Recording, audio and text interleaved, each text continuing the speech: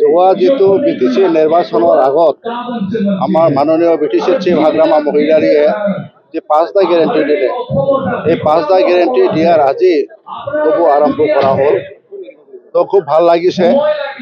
আমাৰ যিখিনি বেনিফিচিয়াৰীসকল আছে, যেনে ইয়াত মাটি পাট্টা দিয়া হৈছে, ইয়াত আমাৰ বেকাৰ যুৱক যুৱতীসকলক আৰ্থিক অনুদান দিয়া হৈছে, ইয়াত আমাৰ চেল্ফ হেল্প গ্ৰুপ, বিকলাংগ, ছিনিয়ৰ চিটিজেন আৰু দুখীয়া মানুহবিলাকক আজি মানে চেক বিতৰণ কৰা হৈছে।